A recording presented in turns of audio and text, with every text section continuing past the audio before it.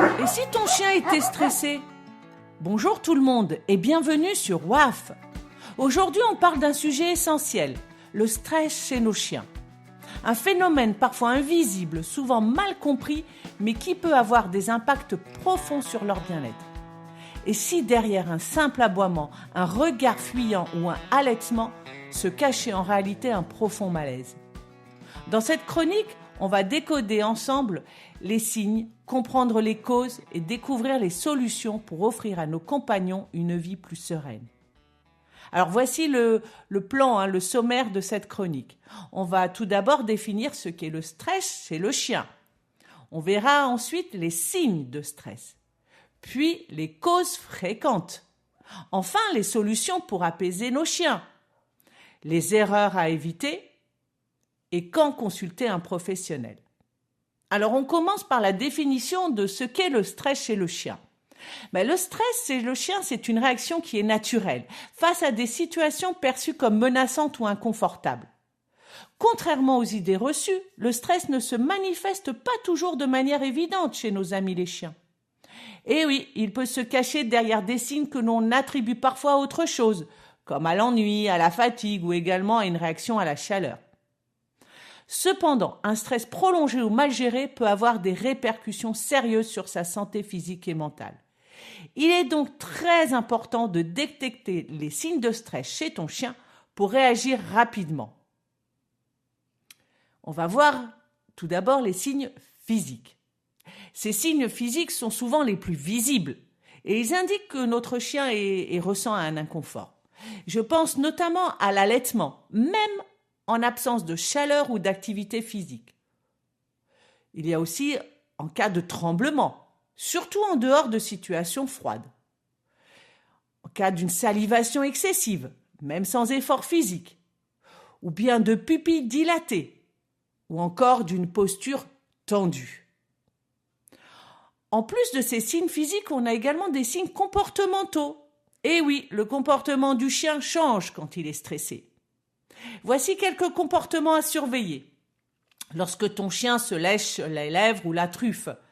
Par exemple, si ton chien se lèche fréquemment, sans raison apparente, lors de ses promenades, sa truffe, il peut se sentir stressé dans cet environnement. Mais il peut également s'agir de bâillements fréquents, ou lorsqu'il porte la queue basse ou entre les pattes, lorsqu'il met ses oreilles en arrière, qu'il évite le regard, quand ton chien fuit ou qu'il s'isole, ou bien quand il aboie ou qu'il gémit de façon inhabituelle. Enfin, il peut aussi se gratter ou se mordiller de façon excessive. Mais en plus de ces signes physiques et comportementaux, on a aussi des signes digestifs. Eh oui, le stress peut affecter le système digestif, entraînant des troubles comme la diarrhée, la constipation, la perte d'appétit ou bien des vomissements. Mais attention, je tiens à vous prévenir parce que les causes de ces troubles digestifs peuvent être diverses et il est important de ne pas tout attribuer au stress. Si certains problèmes digestifs peuvent indiquer des affections plus graves, il faut dans ces cas-là évidemment programmer une consultation chez le vétérinaire. Bon, après ces signes de stress, on va quand même évoquer les causes.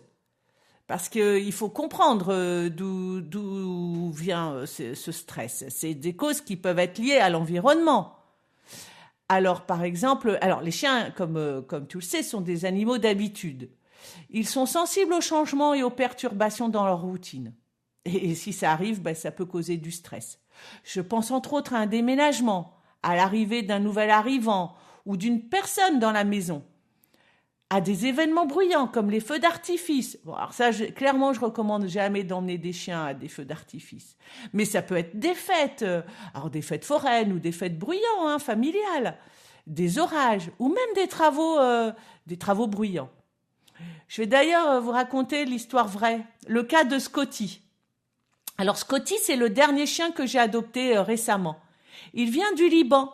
C'est un pays marqué par la guerre où les bruits assourdissants sont malheureusement fréquents. À chaque coup de tonnerre ou au passage d'un avion de chasse, il réagit mais instantanément et il est clairement perturbé. Son corps se tend et l'anxiété se lit dans son regard. Si on est à la maison, il se met à courir comme un dératé et il se réfugie dans la maison. Bon, je devine clairement que ces bruits ravivent de douloureux souvenirs enfuis, témoins d'une vie passée sous le chaos et la violence. Pour lui, les sons orages et avions de chasse sont plus que des nuisances. Ils incarnent une peur qui est profondément ancrée. Je ne sais pas si un jour je réussirai à lui faire passer ce stress.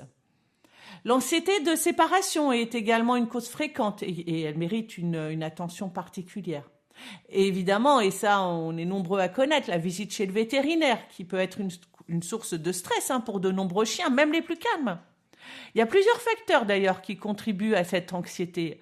La manipulation parfois inconfortable, des odeurs inhabituelles de médicaments, d'autres animaux, l'environnement qui n'est pas toujours connu, qui peut être bruyant dans le cas d'une clinique ou d'un cabinet vétérinaire. Voilà, tous ces éléments peuvent éveiller une sensation d'insécurité chez nos chiens. Mais en plus de ces causes liées à l'environnement, on a aussi le manque de stimulation physique ou mentale. Eh oui, un chien qui s'ennuie peut développer du stress. Cela peut être dû à un manque d'exercice physique, mais aussi à une absence de stimulation mentale. L'ennui peut conduire à des comportements destructeurs ou même obsessionnels. Mais on a aussi des causes qui sont dues à des expériences traumatisantes. Eh bien oui, une expérience traumatisante, des phobies, ça peut développer des peurs. Alors ça peut être une mauvaise socialisation ou une mauvaise expérience lors d'une socialisation. Ça peut être aussi des mauvais traitements. Des chiens négligés ou maltraités peuvent présenter des signes de stress persistants. Mais maintenant, et très important, quelles sont les solutions pour apaiser ton chien? Alors, il existe plusieurs méthodes. On va en voir plusieurs. La première, c'est déjà créer un environnement rassurant. Eh oui, le cadre de vie de ton chien joue un rôle clé dans sa gestion du stress. Alors, je vais te nommer quelques petites astuces pour apaiser ton chien à la maison. Alors, il y a l'espace de repos. Il convient de créer un coin tranquille où tout chien pourra se réfugier, se sentir en sécurité. Cet espace doit être confortable et éloigné des sources de bruit. Ça peut être aussi la musique relaxante. Les musiques douces peuvent aider certains chiens à se détendre et à se relaxer. On a aussi des phéromones apaisantes. Alors, il y a des diffuseurs de phéromones spécifiques. Je pense notamment à des diffuseurs de phéromones maternels qui créent une sensation de sécurité pour le chien.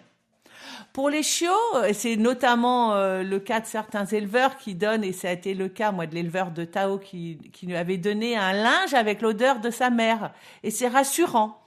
Ou bien pour un chien adulte ou qui n'est pas issu d'un élevage et que tu ne récupères pas petit, ce qui est le cas, moi, de la plupart de mes chiens. C'est très, très rare que je les ai eus petits. Ça peut être un vêtement qui porte ton odeur. Ça peut l'apaiser.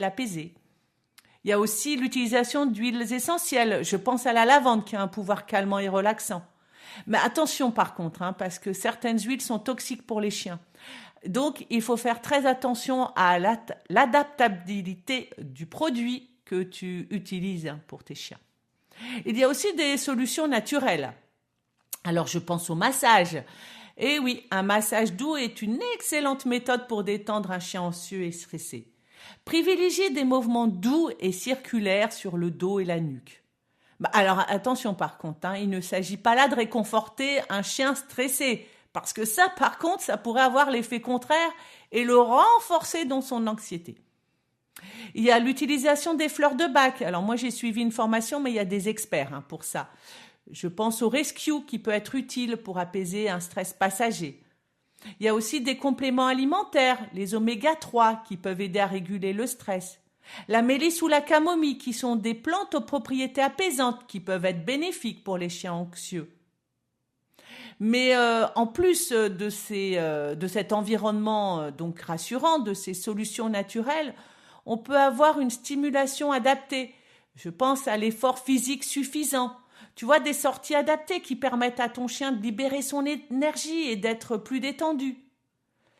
Mais alors, Ouais, je voulais quand même préciser que n'oublie pas que pour que ton chien soit comblé, la qualité de la promenade vaut 1000 fois plus que la quantité. Eh ben oui, veille bien à laisser ton chien renifler. C'est sa façon à lui de scanner son environnement. Il vaut mieux une promenade. Allez, je vais dire des chiffres un petit peu comme ça, mais une bonne promenade de 20 minutes, une demi-heure, où ton chien renifle, prend des informations, des odeurs, qu'une promenade d'une heure où tu as tiré sur la laisse, où tu ne l'as pas laissé renifler, interagir avec son environnement. Il y a aussi les jeux de stimulation mentale. Je pense aux jeux d'intelligence comme les puzzles, ou bien encore des jeux de recherche d'objets dans un tapis de fouille. Ça stimule le cerveau de ton chien et ça l'aide à détourner son attention du stress. T'as des jeux d'occupation, comme des tapis de léchage, des jouets de mastication, qui aident aussi à canaliser le stress de ton chien. Et puis, il y a la socialisation. Encourager une socialisation avec d'autres chiens et humains dans des environnements contrôlés et sécurisés. Mais là aussi, j'apporte une précision parce que rappelle-toi que ton chien est comme toi. Il a le droit de ne pas aimer tout le monde et tous les chiens. Eh bien oui, pourquoi on leur demanderait des choses qu'on ne fait pas nous-mêmes? J'ajoute à cela des petites méthodes douces, on va dire. Alors, l'utilisation d'une éducation bienveillante.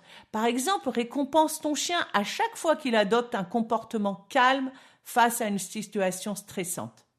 Par exemple, s'il reste serein lors d'un bruit fort, offre-lui une friandise, par exemple.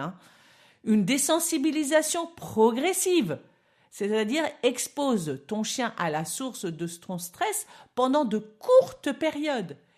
Et puis, tu augmentes graduellement le temps d'exposition, tout en le récompensant pour son calme. L'utilisation de commandes de base, l'apprentissage des commandes simples comme assis, couché, reste, ça aide à canaliser son énergie et à détourner son attention des éléments stressants. Il y a l'habituation aussi progressive aux manipulations à la maison. Là, je pense notamment par rapport aux visites chez le vétérinaire. Prends le temps de toucher ses pattes, d'ouvrir délicatement sa gueule, de lui examiner les oreilles. Ces petites routines réalisées dans un environnement sécurisant, la maison, l'aideront à accepter les gestes du vétérinaire, d'un ostéopathe ou autre, plus facilement. Pense également à le récompenser après chaque visite pour qu'il associe ce moment à quelque chose de positif.